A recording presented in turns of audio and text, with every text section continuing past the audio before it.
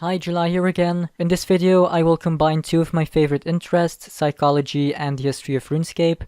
More specifically, we are going to have a look at a history of classical and operant conditioning in RuneScape. In this video, which is part 1 of 2 in total, I will discuss operant conditioning, and then in the second video, we will discuss classical conditioning in RuneScape. So, what is operant conditioning? Pay attention because there will be a short quiz with RuneScape examples at the end of this video. I'm going to keep this very short. Operant conditioning is essentially learning by consequences. More specifically, you want to reinforce desirable behavior by rewarding it and extinguish undesirable behavior by punishing it. So operant conditioning teaches us that our behavior is controlled by the consequences of our earlier actions.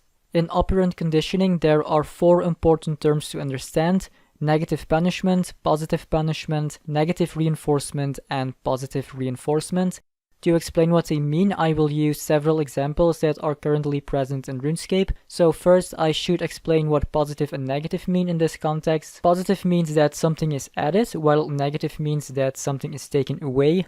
Reinforcement is meant to increase a desired behavior by rewarding it, while punishment is supposed to decrease an undesired behavior by punishing it. So let's look at some RuneScape examples now, and I will begin with the ones that probably sound the most logical to you. A negative punishment means that something pleasant is taken away. For example, if you die in RuneScape, you lose your items. Your items are taken away as a negative punishment that is supposed to make you behave more carefully the next time. Positive reinforcement then is, for example, when you complete a quest and you receive the quest rewards. Something pleasant is given to you as an encouragement to complete your next quest too. It's supposed to teach you that completing quests is a desired behavior.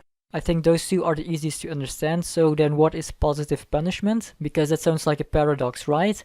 Well, it's when something unpleasant is added or given to you. For example, tormented demons attack with all 3 combat types. If they attack with magic, you want to protect yourself from magic attacks. But when they switch to ranged attacks, you want to protect yourself from ranged attacks in order to minimize any damage you take. Positive punishment would happen when you don't switch your protection prayer. The positive punishment, which means something unpleasant is added, is the increased damage that you take due to not having the correct protection prayer switched on.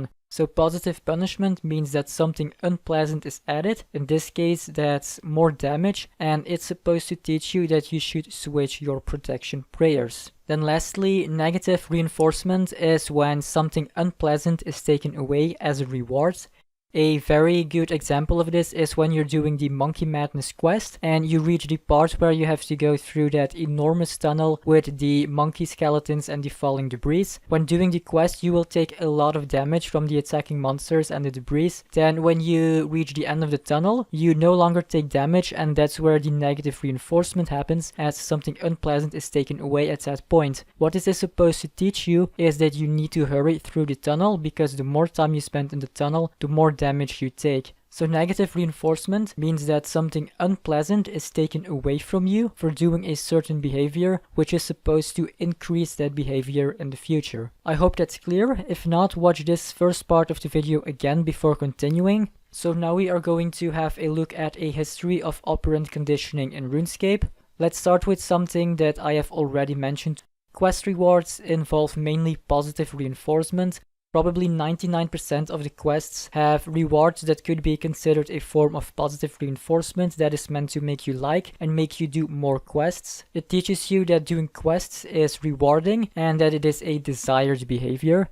Another important example of positive reinforcement is the loyalty program that was released in June of 2011, and this is perhaps the best example to demonstrate why positive reinforcement works. The loyalty program gives you loyalty points every month, and those can be spent on in-game rewards. However, the number of points that you receive increases every month as long as you do not cancel your subscription or let it expire. If your membership does run out, then the next time you subscribe, you will get fewer points and you will have to start from scratch again. So what this loyalty program teaches us is not only that being a member is a desired behavior, because you will get points that give you access to more rewards, rewards, but also that being a member for many consecutive months is a desired behavior, because then you will get more points every single month as long as you continue your membership. So how can you tell that this works? Well, I remember when the loyalty program was still new, a few months later a friend told me, I have to renew my membership soon or I will get fewer points the next time. And exactly that effect is all that Jagex wanted to achieve. Another deeply embedded example of positive reinforcement in RuneScape is unlocking new scaling methods when leveling up. By leveling up, you receive access to something better, and you're supposed to learn that leveling up is rewarding as a consequence. This type of reinforcement has been present since day one of this game back in 2001. The reason why game designers don't want to leave too many levels between unlocking content is to create the illusion that the next reward is within reach, that it doesn't take too much effort to get there. You would be less inclined to train Invention if there were only 2 rewards on the way from level 1 to level 90. Unlocking content is the element that reinforces the behavior of training your skills, and it teaches you that leveling up is a desired behavior because of the better content that you will unlock. And there are different ways to reinforce this too. If let's say you unlock new content every 5 levels, that would be called a fixed ratio schedule in operant conditioning. On the other hand, if the levels vary, so sometimes after 2 levels, sometimes after 4 levels, it would be called a variable ratio schedule.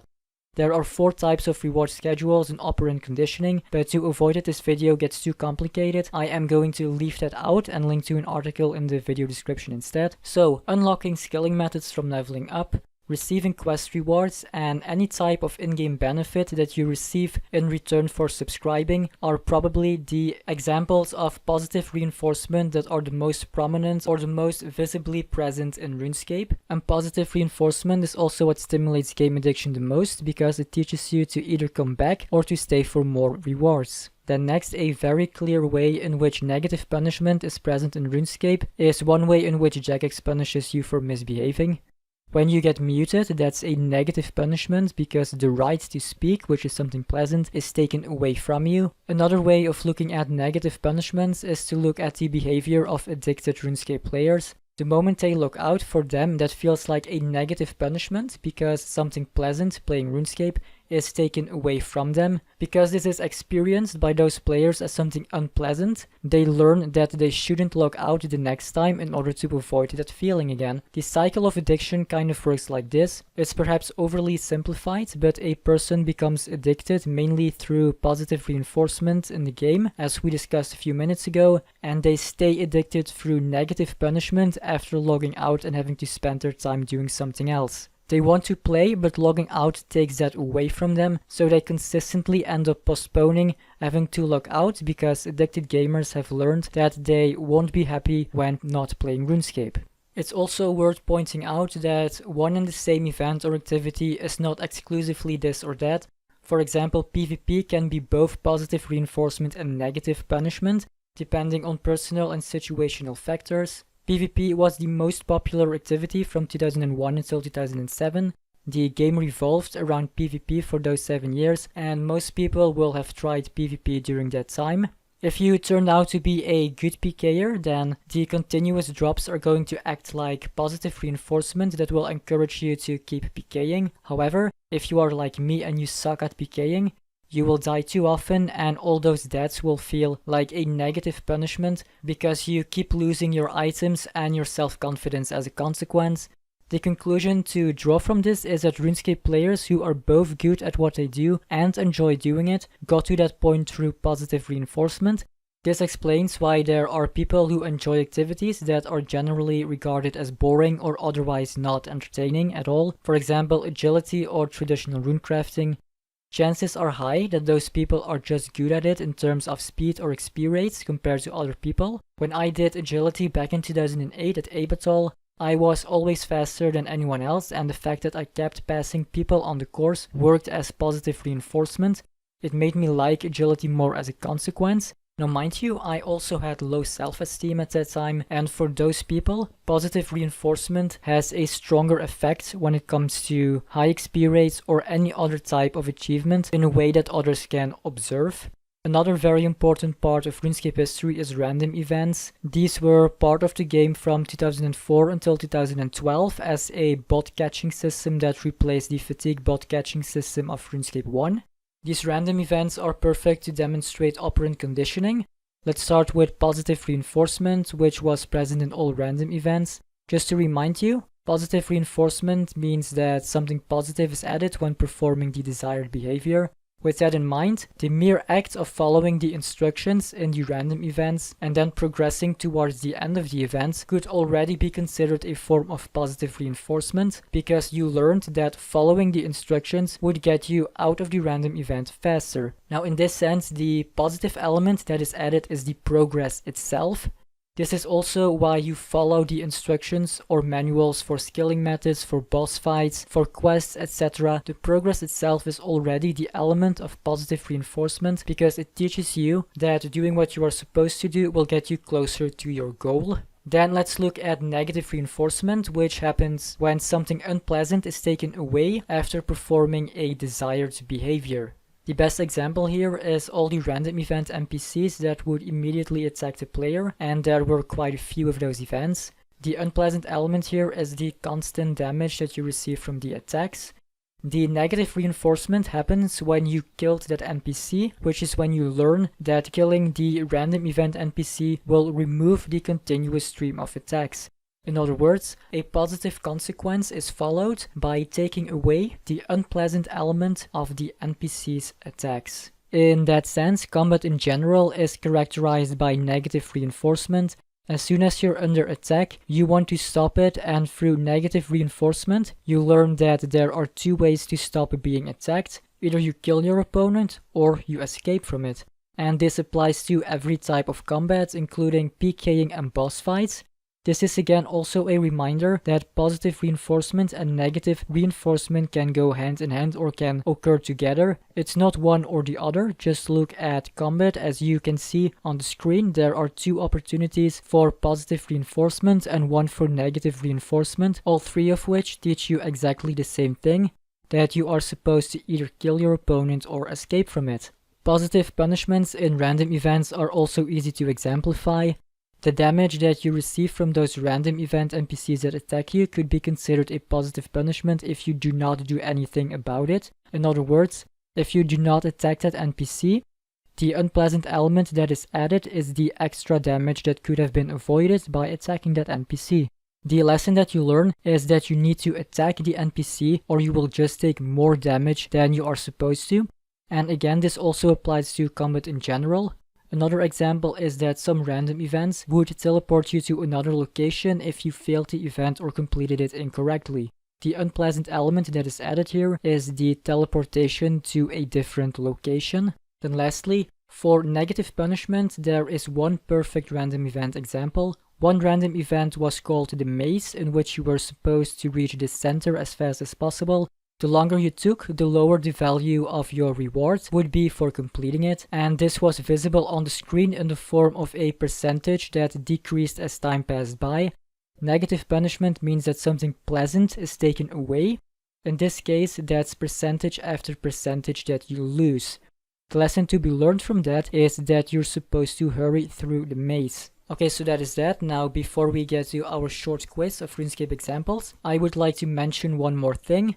Farming. Some like it, others hate it. Statistically, farming is one of the most disliked skills by the community, and it always has been. However, this can be explained by operant conditioning.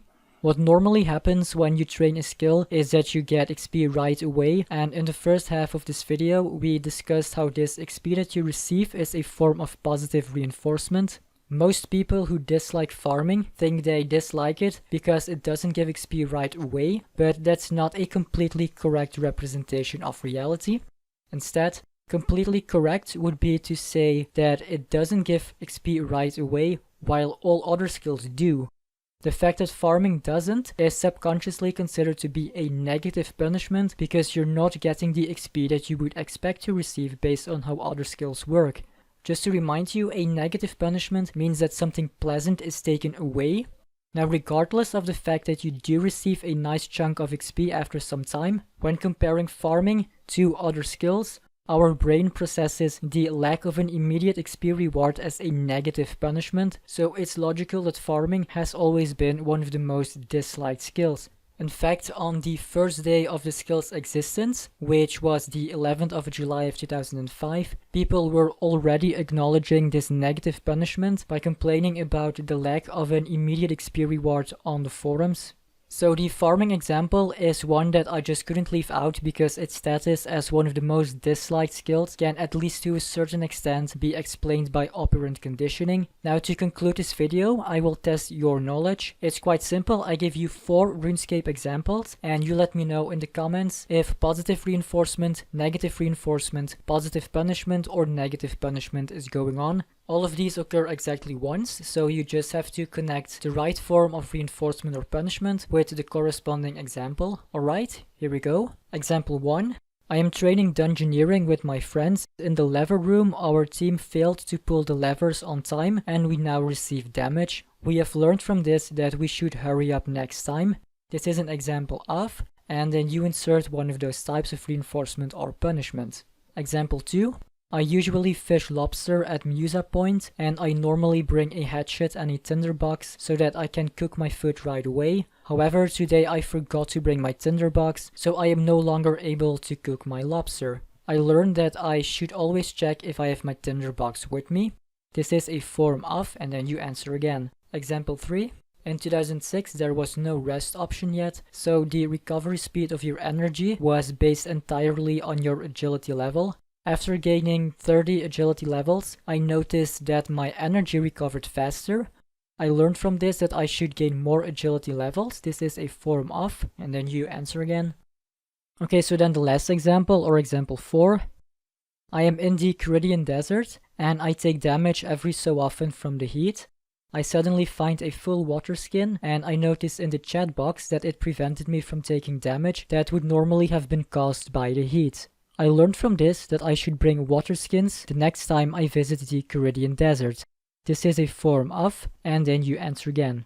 That were all 4 examples. I suggest that you just pause the video and take your time to answer, or you come back to this part later after watching. So that was part 1. I am not entirely sure if this was a lot to process for someone who's not familiar with operant conditioning, so if you're still confused, this is a summary on the screen here, and I advise you to rewatch the video. Reinforcement and punishment are deeply embedded in RuneScape, sometimes intentionally and sometimes not. Real life works the same way. Most of the stuff you ever learned in terms of behavior and reactions was learned via operant conditioning.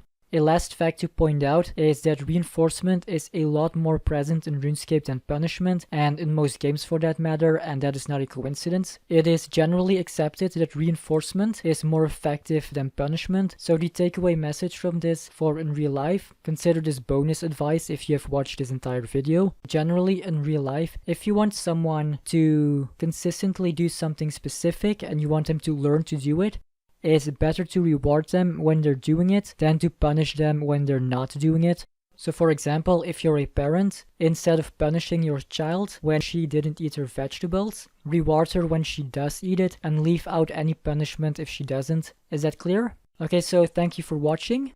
In part 1 we discussed operant conditioning. In part 2 we are going to have a look at classical conditioning in RuneScape. So if you want to watch part 2, then make sure to subscribe or to follow me on my social media pages. I am July, and I hope that you will come back for more.